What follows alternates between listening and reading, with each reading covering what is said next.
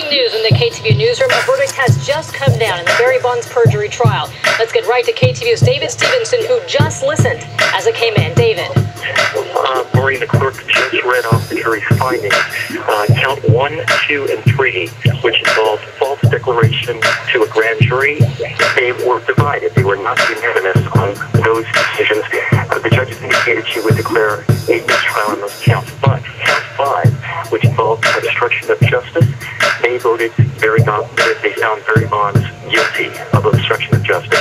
The clerk right now is continuing to finish reading the jury's findings on that count 5. The judge is giving some instructions to the jury right now at this moment, and we expect them at some point to dismiss the jurors in the case.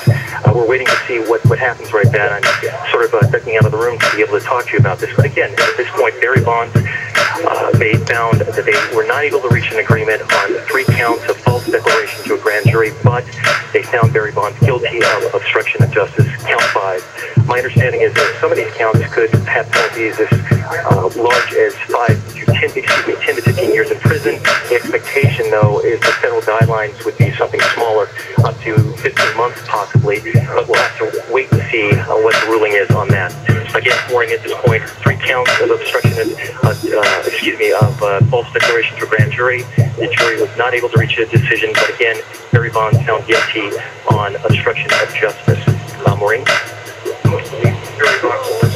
All right, and David, we just want to reiterate, as you were just mentioning, Barry Bonds was just found guilty of obstruction of justice. However, it sounds like you mentioned divided on the other counts of lying to a grand jury.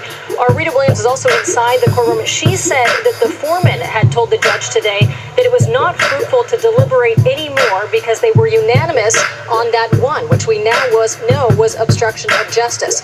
David, at this point, as these counts are being read, we expect hopefully to be able to see a live picture you see outside. Again, we just want to reiterate the breaking news that just came in.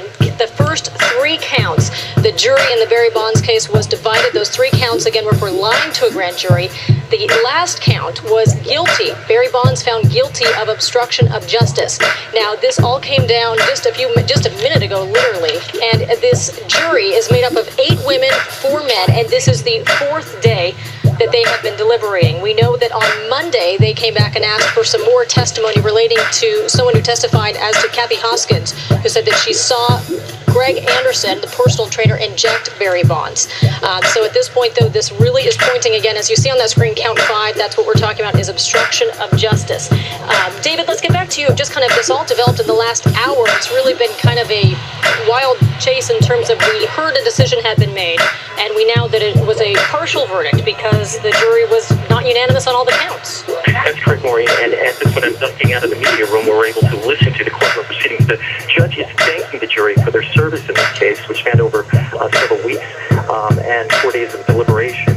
She is saying that she appreciated their service in this. As we indicated, she indicated that she would declare a mistrial on those other counts. Again, for this fifth charge of obstruction of justice, that was the only one that they unanimously were able to reach a verdict on, finding Barry Bonds guilty. You may recall that a 4th count of lying to the grand jury was dismissed earlier in the trial. So there were just those 4 counts.